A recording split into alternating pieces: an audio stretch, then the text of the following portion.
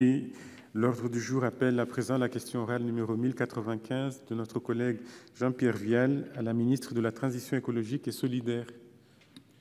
Oui, Monsieur le Président, Madame la Secrétaire d'État, lors du sommet franco-italien du 27 septembre 2018, le Président de la République a confirmé l'engagement de notre pays dans la réalisation du tunnel international du Lyon-Turin.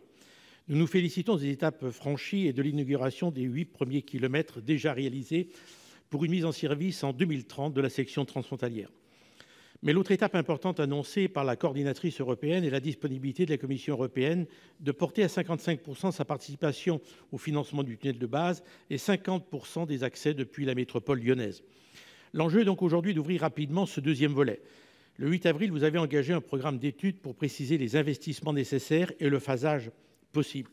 Pour rester dans un calendrier cohérent, le Parlement a inscrit dans la loi d'orientation des mobilités l'échéance 2023.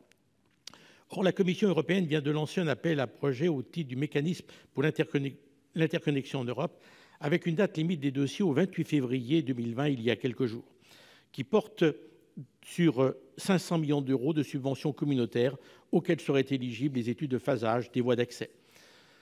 Lors du sommet franco-italien qui vient de se tenir à Naples il y a quelques jours, les deux gouvernements, je cite, entament au niveau politique un dialogue stratégique sur les transports pour définir, entre autres, la demande et les conditions des financements européens des voies d'accès au tunnel de base, ainsi que le soutien à l'autoroute ferroviaire alpine.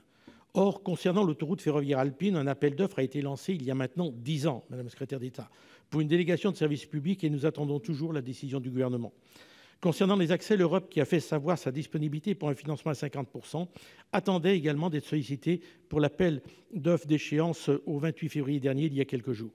Pouvez-vous, Madame la Ministre, nous indiquer la position du gouvernement sur ces deux sujets qui concernent l'enjeu majeur sur le plan écologique du transfert du transport marchandises de la route sur le rail? Merci, chers collègues. Madame la Ministre, vous avez la parole.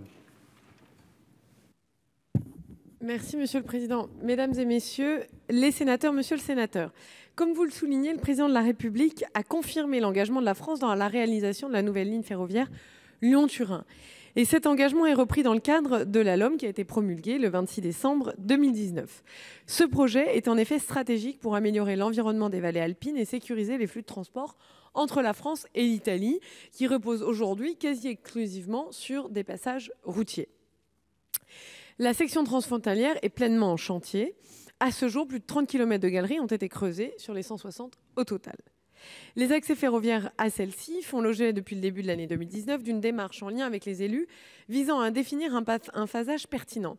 Les études en cours doivent ainsi permettre d'identifier collectivement les investissements nécessaires à la modernisation à court terme du réseau existant et à préciser la consistance et le phasage des lignes nouvelles des accès français. La LOM fixe l'échéance à 2023 pour solliciter un cofinancement européen au titre du mécanisme pour l'interconnexion en Europe. Le gouvernement n'a pas attendu cette échéance pour prendre ses responsabilités puisque dans le cadre de l'appel européen dit Col Riflo, je vous confirme que nous avons déposé un dossier visant à bénéficier de subventions européennes. Ce dossier porte sur les 4 millions d'euros de dépenses éligibles pour un cofinancement européen attendu jusqu'à 50%. Les résultats de cet appel sont prévus pour juillet.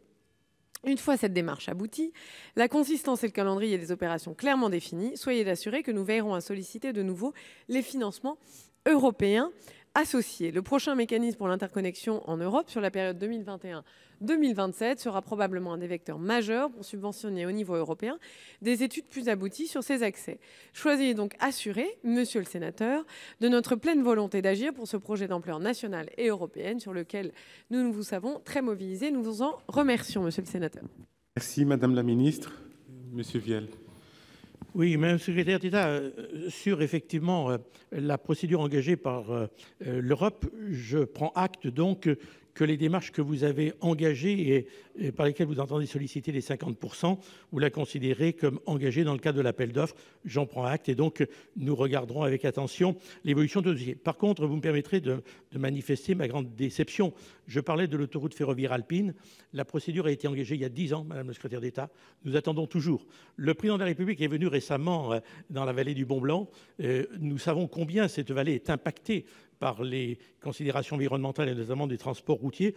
Nous pensons qu'à cette occasion, ça aurait été un excellent message que de montrer l'engagement du gouvernement de vouloir faire en sorte que les transports marchandises soient basculés de la route sur le rail. je constate aujourd'hui qu'après 10 ans de cette procédure d'appel d'offres, vous n'avez pas répondu encore à cette attente qui est importante pour les élus de Savoie. Merci, cher collègue. L'ordre du jour appelle à présent